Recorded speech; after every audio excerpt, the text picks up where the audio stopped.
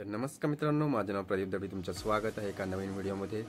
तर सर्वजण कसे काय आहेत? आशा करतो की सर्वजण बरे असतील. तर सर्वांना जय येशू, हालेलुया.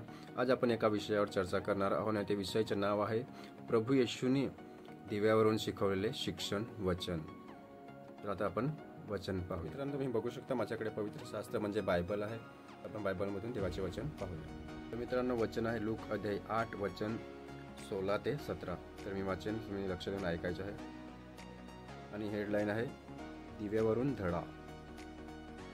कोणी दिवा लावून तो भांड्याखाली झाकून ठेवीत नाही किंवा पलंगाखालीही ठेवीत नाही, तर आत येणाऱ्यांना उजेड दिसावा म्हणून तो दिवठणीवर ठेवतो.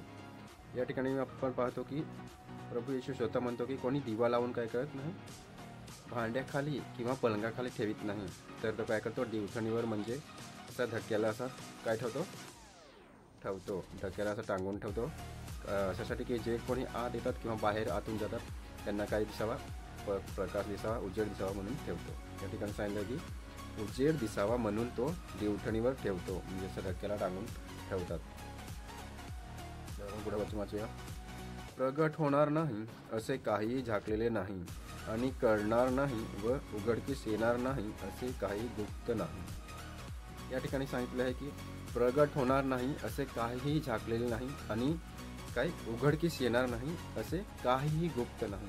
भले ते चांगलं असो किंवा वाईट असो, सर्व काही काय आहे, उघडकीस येणार आहे. तर आशा करतो तुम्हाला वचन समजले असेल, आणि समजलं नसेल तर व्हिडिओ पुन्हा रिपीट करून बघा.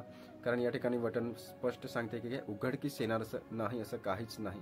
सर्व काही काय आहे, उघडकीस येणार आहे. भले ते चांगलं असो किंवा वाईट असो, गुप्त ठेवलेले असो, परंतु ते काही गुप्त राहणार नाही, तर काय येणार आहे, उघडकीस येणार आहे.